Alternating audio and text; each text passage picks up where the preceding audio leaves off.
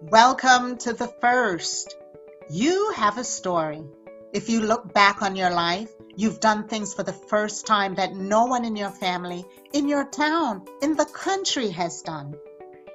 This is Dr. Sandi. You have unknowingly paved the way for others without knowing it or even acknowledging it. This is where you tell your story so that those who come after you can walk in your footsteps to build their own firsts. Meet Benjamin Talin, a trailblazer in the business world. Can you imagine how he built his first enterprise at just 13 years old and sold it at 18? He has since achieved incredible milestones.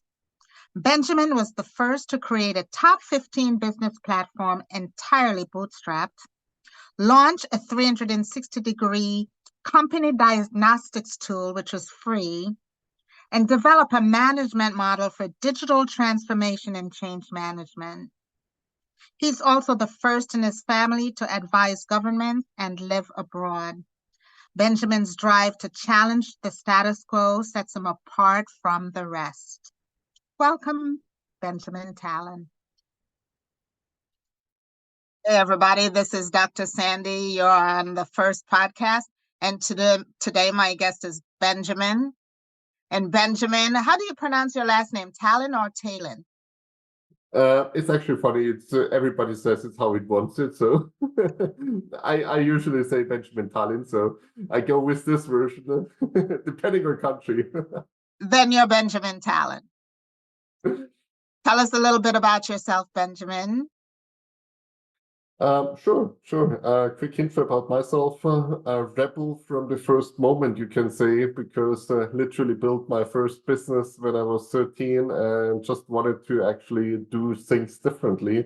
And I love technology. So we started with my first entrepreneur experience there, sold it with 18, published. What was the business that you started? It's actually in IT and marketing. So I was just helping a lot of people and I figured out I'm good at it. So I was selling it. And to be honest, it was a good business also back then. I mean, I was earning up to 300 euros a day. That was something as a 13-year-old with pocket money allowance of 25 euros a month.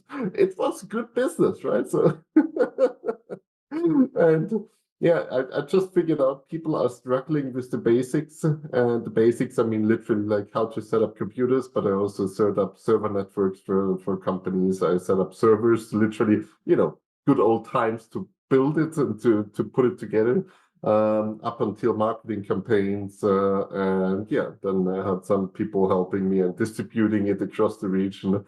So 13, you were creating strategic plans and marketing campaigns.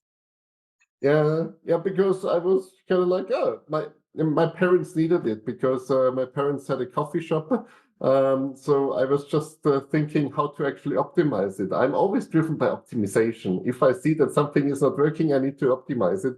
And it seems it started early. So all this knowledge I then applied to hotel groups, to actually companies and businesses in the regions. And yeah, it's just scaled it up. So it was actually fun. I mean, literally you need to think about. I mean, also, I need to say, I need to be grateful for my mother that she even allowed it, because after school, some people were coming and picked me up, and then they were driving me to the hotel or to some company campus, and they were all super nice. They were all super caring. So yeah, do you want something sweet? Do you want to eat something? And then little Ben was sitting there and actually just repairing the computer, or sometimes for some housewives installing a printer, or sometimes even setting up the whole network of a hotel.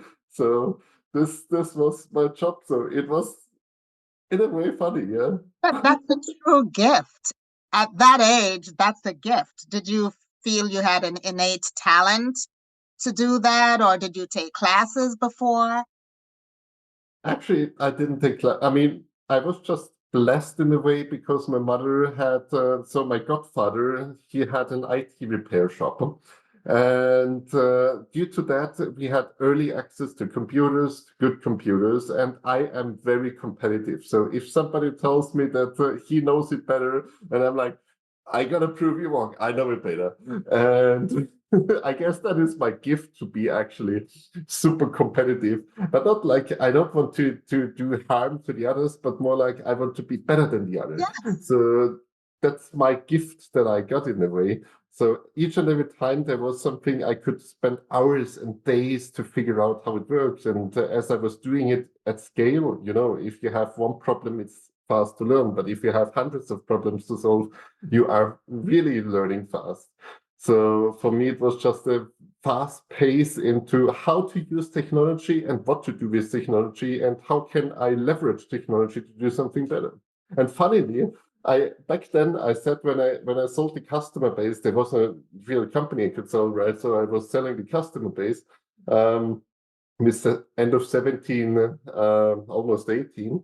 And I was then going out and said like, I don't want to do anything with technology and computers because I was also pro gamer back then. So I was really doing pro gaming. I don't want to do that because I love computers. I don't want to work in the field which I love. Many years back, I'm actually Mr. Digital. So the fun thing is actually the joke is on me that I was always refraining like, nothing with technology, nothing there. And then in the end, I'm pretty much becoming Mr. Digital. Well, we're always brought back to our purpose. And that was your Yeah. purpose, is to work in that field, and you can't get away from it, Benjamin.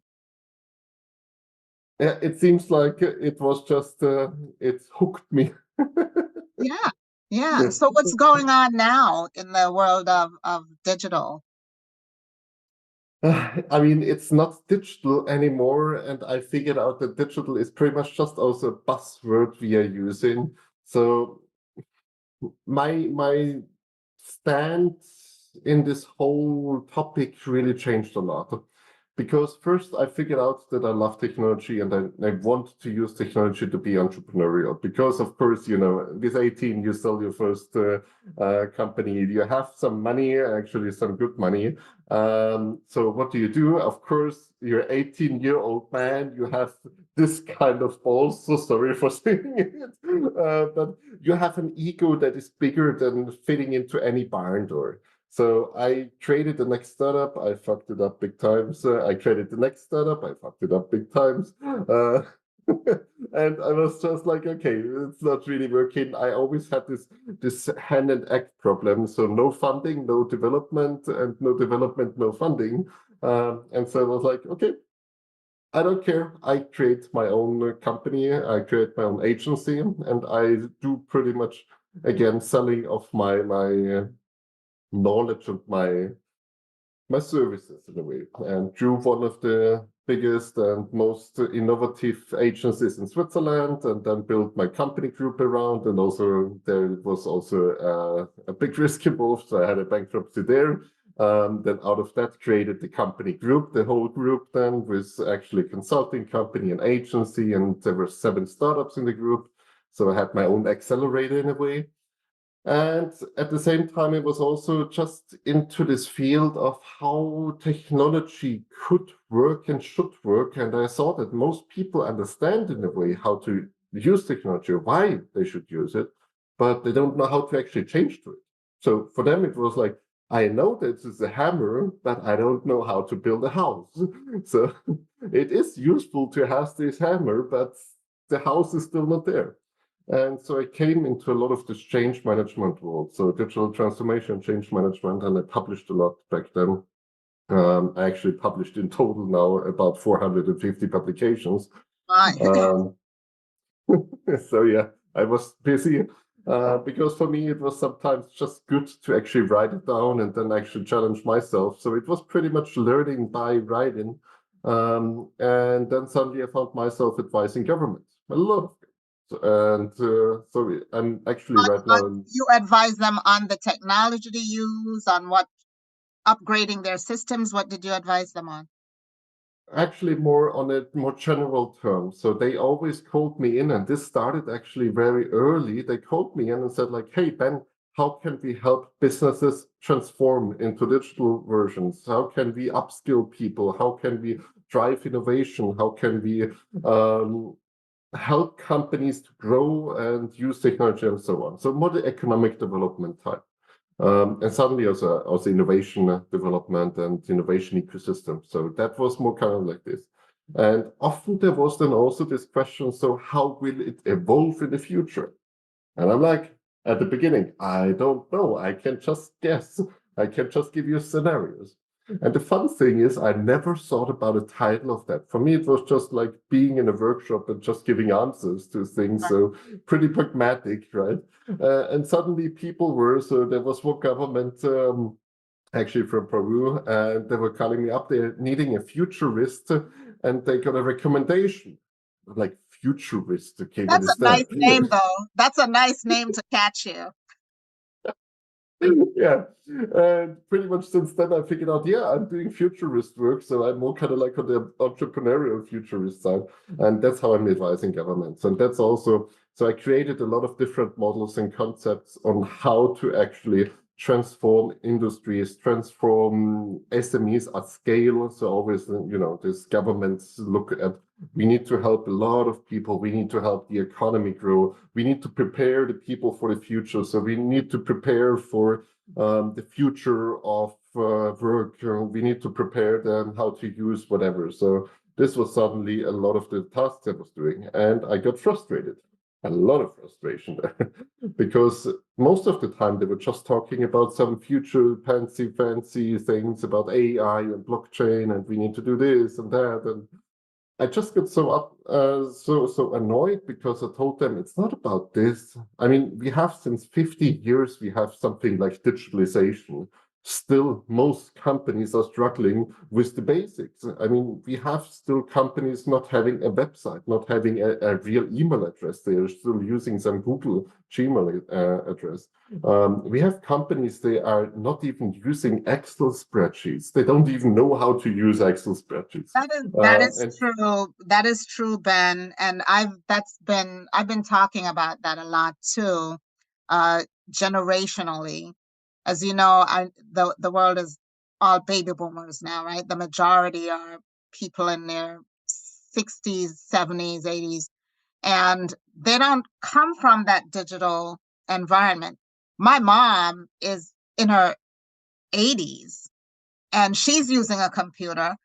She has to use a computer because everything, her medical, I was just helping her yesterday because she said, I have an appointment. They said they sent me an email, but I can't find the email. And it's a telehealth. So the yeah, doctor is going to be on her screen.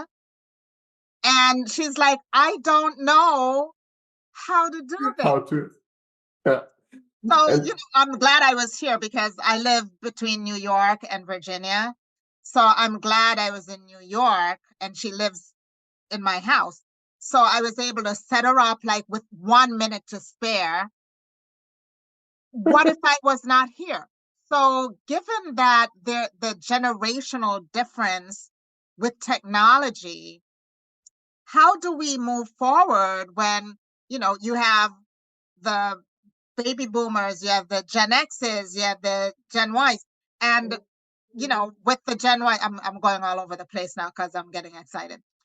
With the younger generation, they're that's all good. working remote. Yeah. So that's all technology because they live totally in a technology world. So how do you bridge that gap generationally with whatever new technology is coming in, AI or whatever it is? I mean, the problem is not the generational gap. Funnily, the boomers are having better scores when it comes to workplace digitalization than actually the Gen Z. You know why? Because we always think that Gen Z, just because they can open an app and just because they can double tap on the screen to give a like, they don't know how to do when it comes to business tools. Oh, So most of them actually have I most never of them, come to. yes, yeah. But the fun thing is actually most of them, they don't have any connection, how to use Excel. Excel is for them kind of like a black box. They don't know how to really use Word. Most of them have never actually used it. Yes, they can open an app and say like, okay, I can do a video call because it's two buttons to click. I mean, we're not Right, speaking of right. highly complex things. It's actually two freaking buttons to click.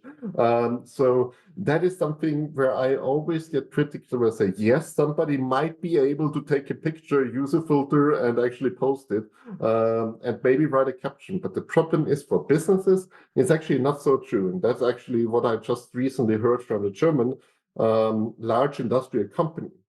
They said, like, we have people coming from the university, and we need up to 3 months to actually train them basic IT skills.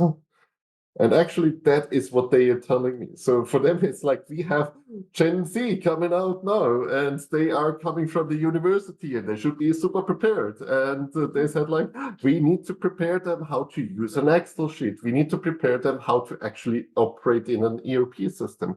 And the difference is, and that he explained it very well, the difference is Gen Z thinks they know it. They don't want to learn.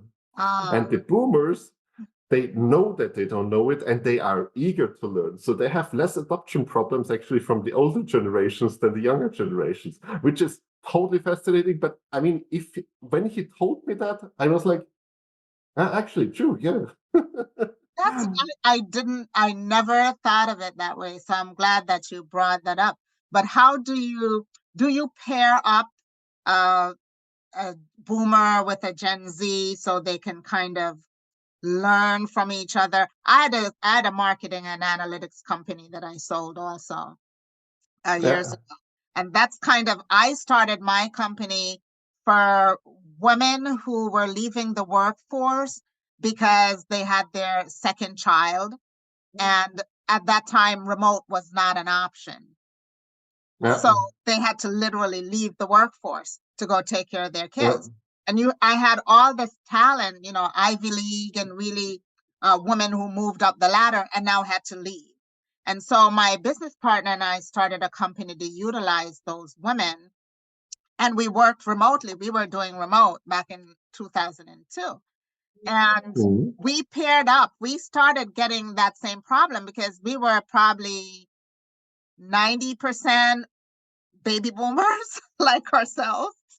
And when we started hiring the younger junior talent, we had to pair them up because of that. They were teaching the Yeah, technology upwards, and the boomers were actually teaching them management skills and yeah. HR and the softer skill sets that they just didn't have, communication and all of those things. So is that the secret sauce that's going forward? Yes and no. I guess teaming up. So we need to differentiate between, let's say, three different horizons there. We have this operational intelligence. I created this SET model. So the SET model is something I created out of simplicity because I always had people struggling, especially in SMEs. So what should they focus on when they're doing their company optimization? And I actually figured out there is actually just three simple numbers there you can have that pretty much tell the whole story about your company. And it's the survive, expand, and transform horizon. So you have the survive part, which is pretty much operational intelligence. And that is something that you have that you can teach when you're actually pairing the people. Expand becomes trickier because survive is just about I do things and I optimize the things I'm doing to keep the lights on, to pay the bills, etc. So that is the daily operations, right? Then expand becomes trickier because you have an existing product, you have an existing market, so you need to grow the market and you need to actually expand the services. And there is tricky because sometimes it's better that somebody outside comes in and actually comes to collect more, because if you have this internal influence, you don't really get new knowledge, right? So you always have this turnaround of the internal knowledge. So you need this external factor, or you need to have people dedicated for the external things. And then comes the trickiest part, and that is the transform part. Transform is doing something you didn't do before, you didn't have before, you didn't even think about before. This is like the for your business revolutionizing thing. And that is really something that is very hard to get internal people to. So that is a mindset thing. That is also a culture thing in your company. So that is something you actually nurture. You need to build it, and you need to build it from inside, because you don't get it from the outside, except if you buy some startups who have super cool ideas or whatever. But most of the time, you're just literally you must be using your own intelligence for that. That's why Google has actually, Google has the 60-20-20 rule. So 60% of their time and resources and salaries and costs, etc., is to keep the lights on, to keep the business running. 20% of their whole budget and time, etc., is on expanding the business and doing things better, or doing things in new markets, or expanding. And 20%, and that is the famous Friday off, right? 20% is just like, do something that can be maybe beneficial. We don't know if it is, but just be creative. And if you have a new style of PlayStation controller you just built in your garage, super, that's awesome. Play with it and see if it's working. And I guess this is something that is, and if you take these 3 horizons and put it over the upskilling efforts, you're going to see that there is a very different need from actually having this internal mindset, because the problem with, for example, pairing young and old is that also negative mindset biases can be actually taught to the young, or the young is actually teaching negative mindset biases. So there is something that you actually need to have a third party looking, so you can be the third party and saying like, you don't talk about this, now let's talk about that. So you need to steer them. Because if you just pair internally, it is good for operational excellences. It is good for repeating things you already have there, or repeating things that are coming with a new candidate. So somebody, for example, is a social media expert and you didn't have social media experts, so you're actually expanding the internal optimization. And that you can use for expansion. So that is second class, to actually get new skills in, to actually expand it, right? But especially the third thing, the transformational part, is where most companies are actually lagging behind, and they're having a huge difficulty because you get assimilated. And it's also very funny. There is one study out there. When do you think is the best time to ask feedback from a new employee? When they leave. Also, yeah. But Um, we usually give them like a month on the job, only because they don't know what they don't know, and then they start learning, and then they tend to ask well, where is this, or what is, they start asking a lot of questions after that month. I found out that either we don't have something that they know, or we have it and they don't know where it is, or but after that 1 month of sitting in that role, you do get a lot of questions, at least in my company it was. Yeah, there's actually a study, and they determined between 2 to 3 months, depending on the complexity of this job, is the best point to ask the reverse, kind of like, how are we doing? Because most of the time, this is end of the trial period, right? So you're Yes. just saying like, how are you doing? And I gotta tell you how you gotta do. But that's actually where most companies miss out. After 2 to 3 months, the assimilation rate is still low. So people didn't assimilate to the culture. People didn't assimilate to everything. So they have about 30 to 40% assimilation. So there is this, how much do I have from external? How much do I assimilate? And how much do I actually get to know about the company? And there seems to be a sweet spot between 2 and 3 months on asking the person, how can we do better? What is not working? Whatever. And I guess this is also something that you need to keep in mind, because these first 2, 3 months are actually where you have the biggest potential to do something with this transform and expand part. Because otherwise, after this 2, 3 months, the window is closing and you assimilate him to actually just be in the operational part. You are a working society member now of our culture. Happy working. Or they don't assimilate well after 3 months. They have a lot of issues, and that's the period you let them go. You said you're Yeah, at your probation period, you didn't do the things, or we didn't see what we needed to see in you, and goodbye. exactly. Yeah. So I So have another when question for you. sure, hit me. TikTok and the US. Ah, What do you think is going to happen with that? it's a very interesting question at the moment. So, I mean, most countries follow it with a little respect, let's say, because there are several ways how to look at it.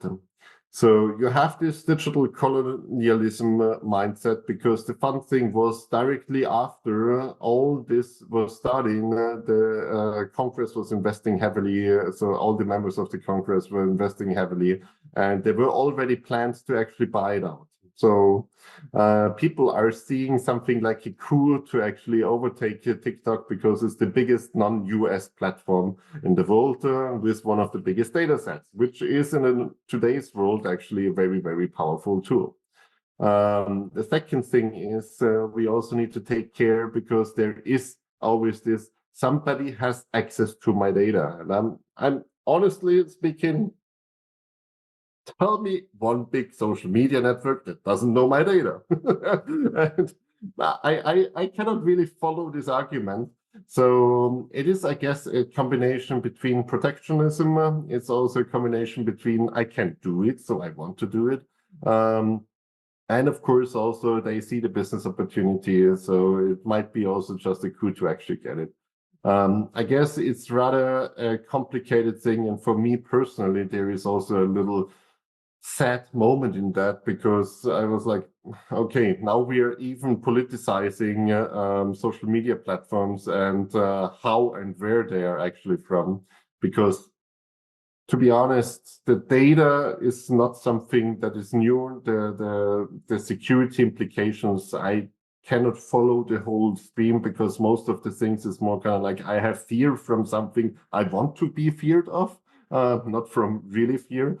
And I guess so we are seeing a lot of controversial discussions around it. So it is a difficult topic in difficult times because we also need to see, I mean, China, US, they are in a trade war. The CHIPS Act is pretty much just one part of that. So it can be that they just want to cripple each other, which is actually also sad because we have seen over the history that actually cooperation is always better than protectionism.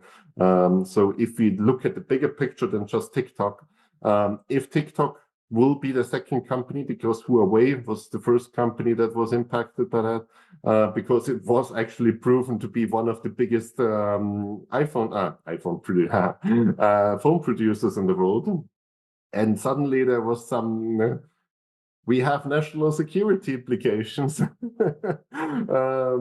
then the same comes now with the biggest social media platforms complaining that TikTok is taking share of them. So there is something coming up, but the So do problem you is think everybody will be. once a company get too big, there's such a thing as too big in the world, then they become a threat to the government? To another government. So because they don't complain. I mean, the fun thing is I need to ask myself from the European glasses here. Everything they actually claim that all these companies are doing from ByteDance to actually TikTok, they can literally say the same about Facebook, about Oh, LinkedIn, Microsoft, etc. And I was like, either you are just making it a thing because it is not your company in your registration, or something is fishy there. That's why I said something is off because most of the things they're claiming that is actually against whatever rule set of monitoring people. I was like, Facebook is the prime example of yeah. collecting this data. It even collects more data than TikTok. It is actually proven. But there is no problem. There are a lot of US, I don't know about the rest of the world, but there are a lot of US TikTok millionaires who are Yeah, very upset about this. yeah, of course. I mean, also there is like this this also very tiny thing, but it's some kind of ironic funny in a way, because yours is always for free speech and democracy, right? And suddenly we are shutting off a platform that actually stands for free speech and democracy, and it's actually less restricted than any other social media network, right? And I was like, An funny. oxymoron. An oxymoron. Tomorrow. Yeah, that's why I say it will be very interesting to follow, because that is, I mean, there is like the next legislation, right? So they need to actually do more about it. It's gonna be interesting to see what is happening. But the problem will be that there will be trade war coming, and I guess when there is literally something like that happening, they won't sell TikTok. Because it's not just the US, right? So it's also China, it's also in other countries. So they won't just sell it and just say like, hey, here, you get it. Um, but there will be implications for the whole trade in a bigger thing. And I guess that is not something that will be good for everybody. I'm interested because there's TikTok, which is, kids, even kids use TikTok, right? And then there's something like AI, which I consider a bigger threat, if there's such a thing, uh, because AI has implications on criminal activities, increased criminal activities. Now you Yeah, can fake somebody, put up a video of a picture and it talks to you, and you don't even hardly know that's not the person. Like there are yeah. all these elements of AI, but I don't hear anyone talking as much about that. It's like AI is the next coming, but what is it that's coming? Yeah. So I mean, right now at the moment, so let's start from one point first. AI is not AI. What we currently have is generative AI. And as the name says, it can generate content to a certain quality point. The quality is getting better because there's actually two tendencies. So we use a lot of fake filters to actually make something real more fake, but the AI, the generative AI, is trying to create something fake and look real. So actually, we are meeting in the middle. So that's pretty convenient, right? So the more we use filters, the easier it is for AI to actually fake stuff. So misinformation is a big problem, and we saw that already. That CNN and Bloomberg, etc., they took literally fake pictures, they took fake videos, etc. I mean, especially with Ukraine and Russia, there was so much fake information being spread, actually generated, AI generated fake information. And people are having a hard time to actually identify it. The fun thing is also Facebook, they try to actually research it. They always bring up this smoke screen projects, kind of like, ah, yeah, we're working on it. But to be honest, you also need to understand actually they are all living off controversy.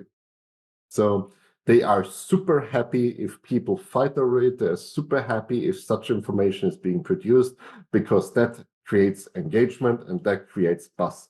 And you always need to understand that for these platforms, they are not caring about the truth, they are just caring about the buzz. So for them, it's like, do the minimum until the legislator is kind of like okay with it. And then if it complains, yeah, we need to invest more and we are trying hard. And then you just let it off for the next 2, 3 years, and then somebody is like, "Hey, but now it's really a problem," and you're like, "Yeah, we are doing for 3 years, we're doing something. It's okay, it's okay. We gotta do something." And then 2, 3 years later, it's again like, "What did you do? Ah, I'm sorry, it's just not progressing as we want." So you need to see that this AI, generative AI trend of generating false news, false pictures of anyone will become harder to spot. So there is also a lot of research being done. It's hard or almost impossible to actually put timestamps or any watermarks and so on into the pictures, because they can also be regenerated, right? So at a point, there is no real version of how to actually counterfeit it, because you can just generate what you want. And as I said, we fake so much that it's almost impossible to refake it. So by actually ourselves removing the reality from our lives, we are opening the world for a fake world that comes into our lives. So generative AI will have a huge impact in the form of communication, but also what we trust and what we don't trust. So that will have implication on society, that will have implication on actually what we already see, also that people will get to more extremes. So the more we are confronted with a fake reality, the more we are going into our own extremes. So we are building our own communities around our own beliefs, around our own thing, and that is actually creating a very bipolar almost society of almost just extremes. And you know that pretty much every topic is now either black or white. We don't have anything in between. And that is also what you saw, for example, US politics is a perfect example. You have a bipartisan system, right? So in the 1960s, pretty much both parties were in the middle. So they were kind of like a little more left and a little more right. But right now, we see actually the same as with the speech on the internet, that both parties need to take the extreme spots because there is no middle ground anymore. So they need to actually capture the extremes and they become extremes by that. And that is a self-replicating system. So now we come into an optimization. So that's away from generative AI. So we have this technology trends that is driving this division, that is driving actually this. And now we are coming into the more disruptive version. And TikTok is a good example of that. TikTok is super, super efficient in suggesting you the right content. It's not generative AI, it's an algorithm that is actually just trying to give you what you want to see, right? So we are creating this algorithm because there's millions and billions of videos online. And how can you actually choose the 30 best videos? And yes, you need to optimize it in a way. And that's AI, right? So Facebook had it for years. So this is your feed. So, and this is the next problem, because there we need then to have two versions of the reality. We can have the one version of an algorithm that is just suggesting things that are generic. So as generic as possible. So you're just being suggested things that are highly interacted, but not personalized for you. Means less interaction, means that you're spending less time on the social media, means that they're also making less money from advertising, because the only thing they want is actually you spending more time on the platform. So that is version one. The second version is I give you what you want to see, and I give you where you react the most. And that's important, where you react the most. And that is actually creating these echo chambers. And that is where most people are actually hurt, because they are in this echo chamber where they react the most. So they get all these topics where they trigger, where they actually write, where they are commenting something bad, and they are actually encouraging people to have two sides. So you get for each and every story, you get always the two sides for this story, so they can fight and they can fight each other, which is creating more comments, more interaction. They spend more time on it and they get more money with it. So literally just imagine you have two people in the room, they don't know anything about each other, and you just go to one person and say, like, the other person is bad. And then you go to the other person and say, like, the other person is bad. And then you throw in some comment, and then you just wait until they fight. And in the meantime, you're making money. And that is pretty much social media. So, per se, the It's called algorithm is not networking. In the real world, it's called networking. true. Yeah. But that is the problem of AI. AI is not bad until we make it bad. And it's actually not the intention to be bad. It's just its intention is to generate money. And by generating money, they need interaction and this time on the platform. So you will not encourage somebody to make a neutral algorithm where you are less engaged, where you're less likely to be on the platform, rather than actually, I want you to be in your echo chamber, that you're actually reacting at the same time, just always commenting and being triggered, etc. So I guess this algorithm, because most of the AI, so this is the last part, most of the AI is dumb. We don't have any intelligence. It's still like an algorithm, it's statistics. We are not speaking about anything intelligent at the moment. And what we have is either an AI that can fake pictures based on some standard deviations and some averages. So that's the same with ChatGPT. For almost 2 years, you get the same phrases, you get the same output because it's the most likely sentence, it's the most likely word following another word. That's why pretty much I can spot every AI text at the moment All looks because alike. It starts to look alike. Yeah, it's a lookalike, and always it starts with the same sentences. It ends with the same sentences. It has the same paragraph structure, and that is how intelligent it is.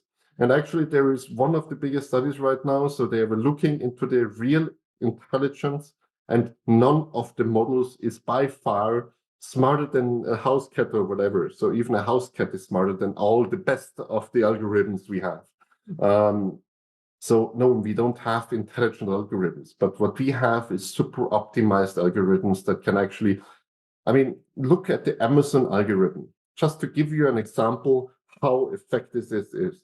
Amazon can determine when you are pregnant before you are even knowing that you are pregnant. That is how efficient their models are to actually see how you are browsing, how you are interacting, what kind of interactions you have on the platform, what kind of products you buy, etc. Out of these nuances, they can literally tell, and that was actually one of the examples of a German retailer, according to what she bought, so the retail list, that was hyper-personalization according to AI. According to what she bought, she got a mail advertising saying like, congratulations for your pregnancy. And she was like, what pregnancy? I'm not pregnant. And as it came out, a month later, she was then pregnant, yes, because she changed her buying habits. And the buying habits she changed was actually then directly reflected in the algorithm, because every pregnant woman seems to have like a change of their buying habits, and you can predict that. That is what algorithms can do. So the And power it's is not that annoying. they're intelligent. It's annoying. It starts to annoy the customer after a while. I have one problem that I need Amazon to fix, and I've written to them, and I think I'm going to make a video and send it to them. So their algorithm picks up. There's another Sandi Webster in Brooklyn, Yeah, and whenever she orders things, I get it at my house. funny. You would think it's good for me, but it's not stuff I can use. It's baby stuff. Talk about babies. It's And baby you're stuff. like, come Yeah, on, I give it to my order neighbor. the TV. She dresses my neighbor's children because I hand all the stuff over. But the one thing that I've asked them to do, they said, my name comes up first when you put in the order for Sandi Webster, my address comes up first. So they send everything to my house. And then this is the weird part. I call and I said, you sent me something, I'm returning it. They said, no, keep it. It costs too much to return it. It's cheaper for you to keep it. Yeah, How does that algorithm work? They need to fix this. I don't know how much money they've lost because I'm sucking up like a lot of free stuff I don't want or need. And everyone I ask this question, they go, yeah, Amazon just tells you to keep it. yeah, but that's it. And the fun thing is, it seems to be a lot. For example, my mother also had this example. Amazon wants to be customer leader. So for them, it's like every customer complaint is rather give them something than actually do something, because they have enough margin and it's actually calculated like that. So they have around 1 to 2% of the complaint rate. So that is the normal complaint rate what they have. So if they give you the 2%, for them it's part of the margin, but you don't complain. And yes, that's the problem about algorithms, because in the end, you see, we have this technology step moments. For example, Tesla's autopilot. Everybody was like, wow, now we are just one step away that the auto will drive on its own. It seems like it, but the problem is just by having a speed distance regulation and changing the lane, maybe it's not reacting on a million different possibilities and understanding a million different scenarios, etc. So we always underestimate what is possible. So we get surprised, like ChatGPT. Wow, it can tell me something about an answer. It can give me information. Wow, it's automatically generated. I just need to ask the question. So for us, it's like magic. But in the end, it was not really a big breakthrough. And now we have the same problem as with the autopilot with ChatGPT. You have a very steep curve about the perception, what it's doing. And then you actually have this refinement period, and that is very, very slow and very costly. Because just imagine how many millions of miles of data Tesla aggregated, and they're not really getting better. So they need immense data, immense algorithms, etc., just to actually fine tune a little thing. And exactly that is happening with Amazon. So the algorithm is working for 90% of the cases. But the 10% of the case is actually, I mean, at the beginning, you might have invested 1 billion, but actually to get it to 100%, you might need a trillion to actually do it. And that is the difference. And that is where most of the people are actually getting annoyed with AI, because it's statistical model. And you know, it's statistics. You have outliers, you have something there, you have there an inefficiency because the data was not right, the data was not cleaned, the data was whatever, then you have a big mess up. But for 90% of cases, it's working. I hear you. The last thing I'm going to ask you about is robotics. And I just watched this video where they have robot farmers now. Yeah. So the robots and they're AI generated. They have a lot of AI generated stuff in these robots, and they go out to the field and they can cut down. I think it was sugarcane they were cutting. They can cut acres of sugarcane in a few hours of what it would take men, like 50 men to, 3 months to do, right? So one, job creation is gone, right? What do you do with those people that it displaces because now they don't have a job? The farmer is happy, or is he really happy because he's getting his crops to market faster, but he doesn't have people, or he doesn't even need people skills, right? What do you do with those people that are being displaced by all AI? And, marketers are concerned now about AI. You see what the actors did, the screenwriters, they protested because they pretty much are being displaced. What do you do with that talent, with all the skill sets of people who are not,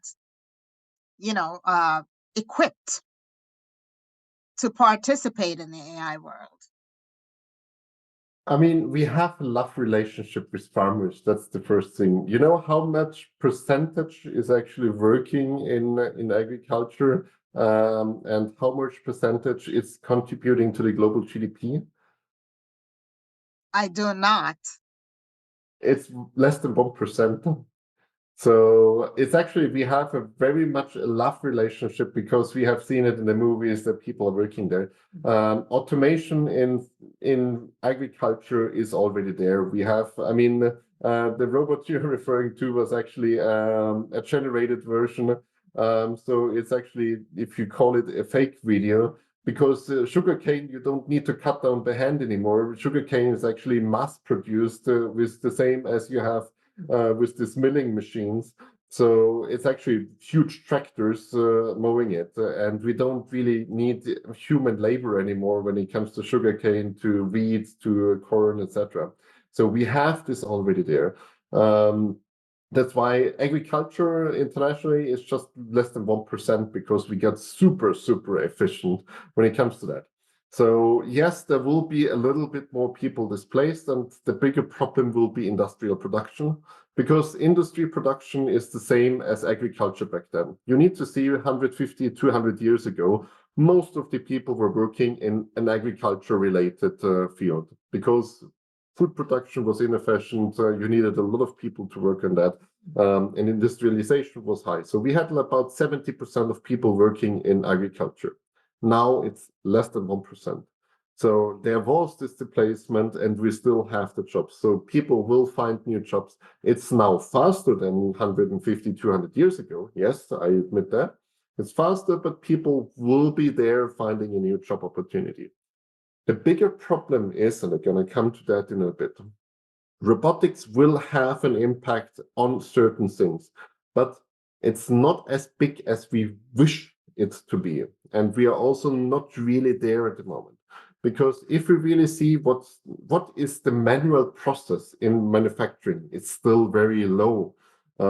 Because most of the things you can actually automate. If you have ever seen the production facility of a car company, then you know that actually everything that would take 1 million people is now just some stamps and some big robotics putting it together. So it's actually dumb robotics. It's dumb machinery it's just like the weaving thing, right? Back in the days, it took a lot of time to weave a shirt. It took one person maybe 2 days to do it. Right now, it's just like putting it all together, and within a fraction of a second, you have enough fabric to actually make a t-shirt. So we will see that in the manufacturing industry more than in the agricultural industry, because as I said, it's just less than 1%, so there is not much displacement happening.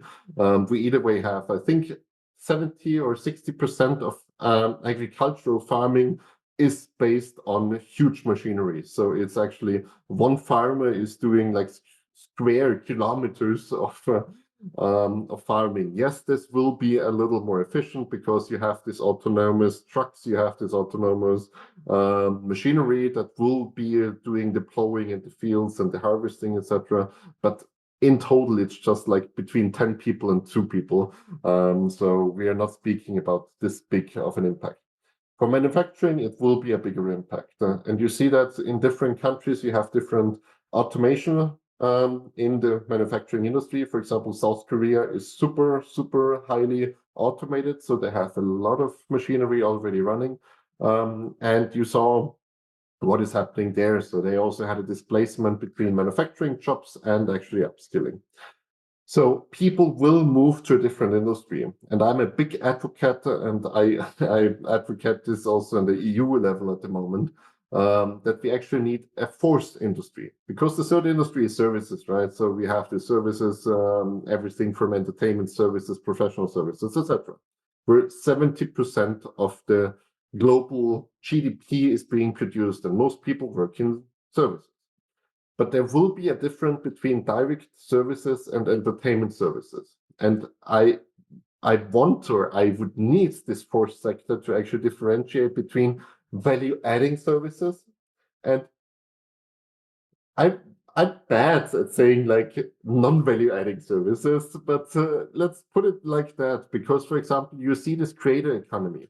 What is a creator economy really creating? It's just creating attention in a way. It's just creating whatever. I mean, you have gamers who are earning money by just gaming. People are just watching people game. They don't sell anything. They don't have affiliate thing. So literally, they are being paid to have fun. And I guess this will be some kind of the fourth industry, because if we now look, and if we take this futurist view and really say, like, let's don't just look the next 5-10 years, but we look now 40-50 years into the future. Because we won't spend, right now we spend about 4 hours a day with a stupid small flat screen, and we are tapping on there. It's one of the worst customer interfaces you can have, but we are spending 4 hours there. Yes. So we can assume that this technology will be getting better. So we have better interaction, it feels more natural, it gets better. Whatever device we have, if it's a Neuralink, if it's some other form, if it's VR, AR, let's assume all the possibilities and say, like, it will be that we will spending more time in the virtual world. So we had this remote work trend. It's about 20% of people can even remote work and are even able to remote work, because the cashier at the supermarket cannot remote work, right? So that's why just about 20-30% of people can even remote work. but they will be remote working more, and there will be a virtual version of this remote work. So we will create this fourth industry, which is capable of being in a virtual world, disconnected from real world service. That's why I say I want this fourth industry, because it's disconnected from a real life service. It's not cutting my hair. It's actually just producing maybe a virtual house in my virtual world. So you are a virtual house designer. Maybe generative AI will be even doing that. But people will be spending more time there. And if we look 30, 40, 50 years into the future, we will spend a lot of time there. So we won't really think about production of some goods, because maybe manufacturing is for the last 20 years in decline. So it's just ever smaller share of the industry. That's why it's always so ridiculous when all the politicians are calling for deindustrialization and we are losing jobs in manufacturing. And I'm like, yeah, since 20 years, because that's a natural thing, because everything is more efficient and we cannot have more clothes. We already have fast fashion. You cannot eat more stuff. That's why also agriculture is limited, right? So you cannot have like 50 cars. So we cannot grow exponentially the consumption of people. And that also doesn't make sense if we have ecological problems too, right? So we cannot have 50 cars per person. That's just not possible in an ecological sense. So we have these limitations. That's why a person cannot consume more than it already has. So we need to actually, and that was naturally, if the production efficiency, if the efficiency of production goes up, then there will be less job demand, because you need less people to produce the same, because production efficiency is up, right? So that will displace, and we don't even need robotics for that. It will come as a part. So it is an iterative step. Robotics won't be here and just revolutionize the world. We are actually not in we are not in a time where we have revolutionary new things. That is very important to understand, because what is a revolutionary innovation?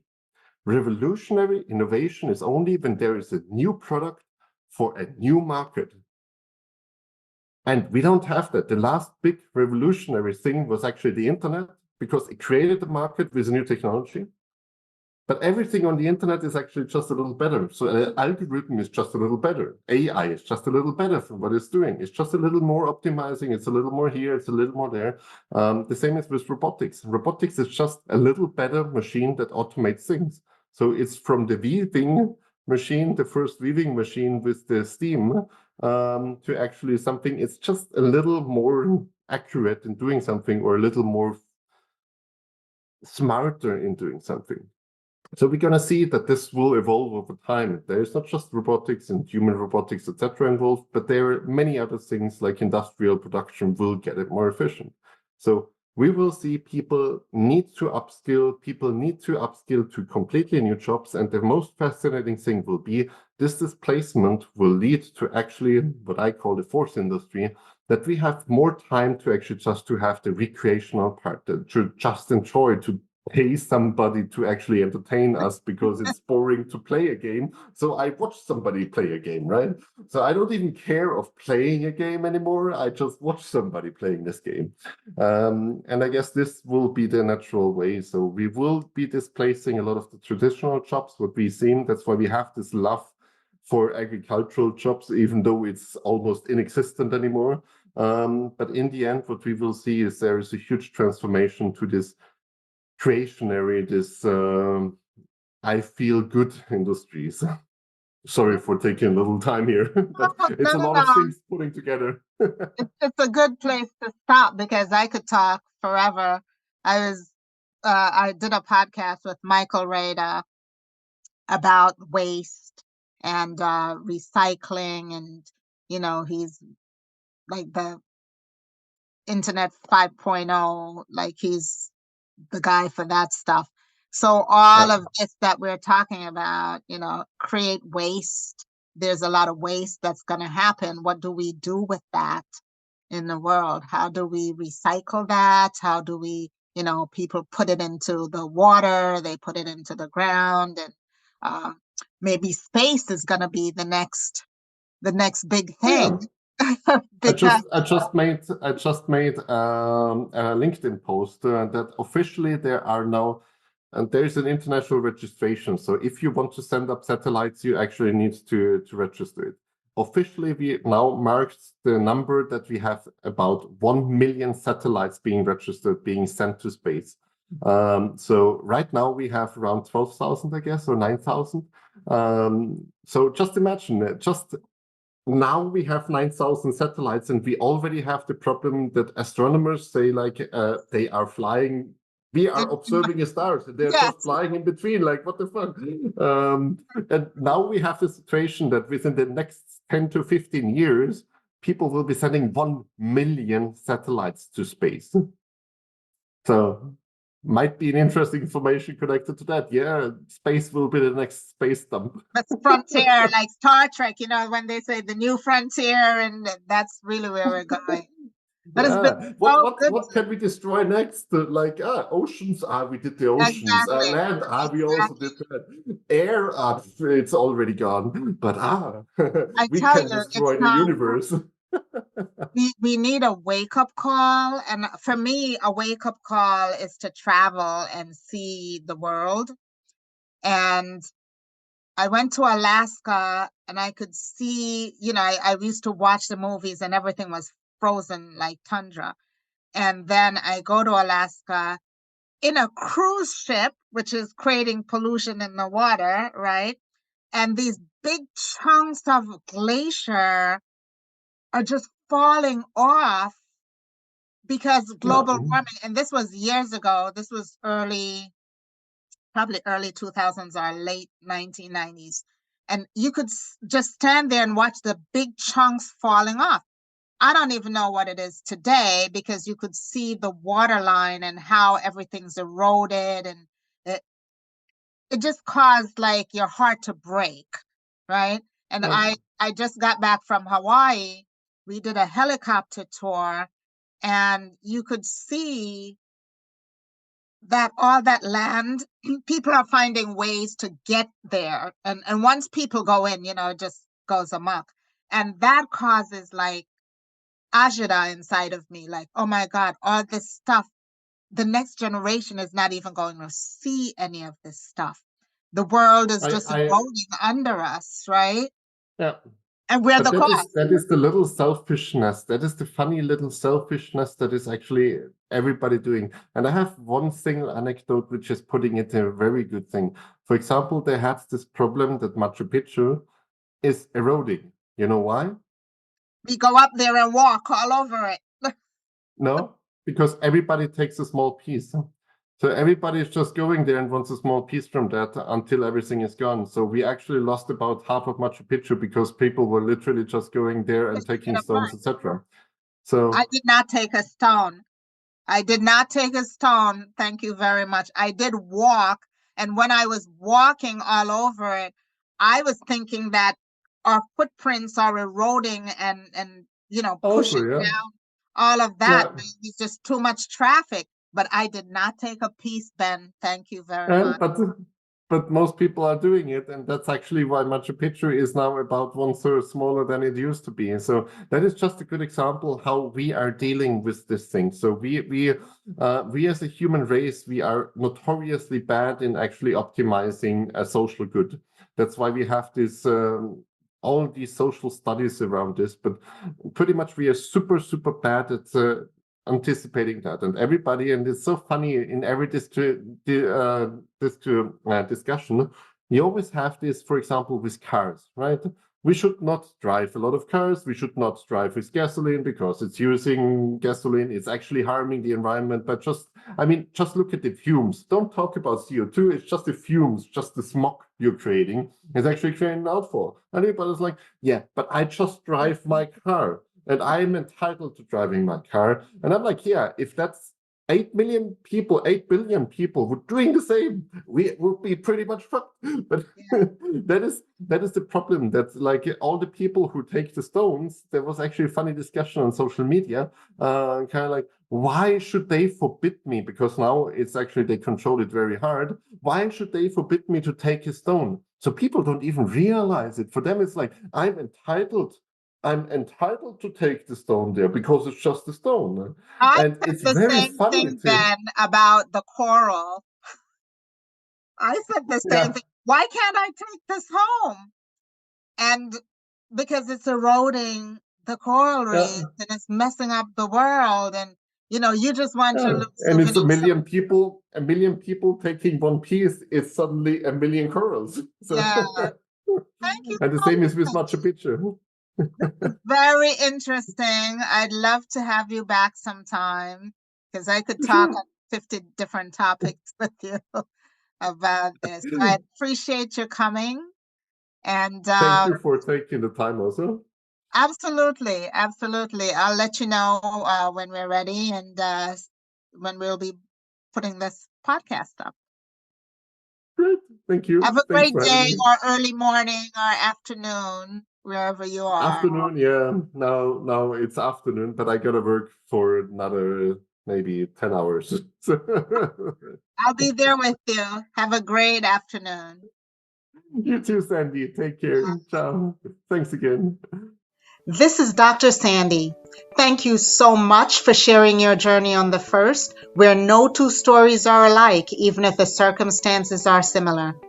Let this discussion serve as inspiration for others to show what's possible, and more importantly, to produce seconds and thirds.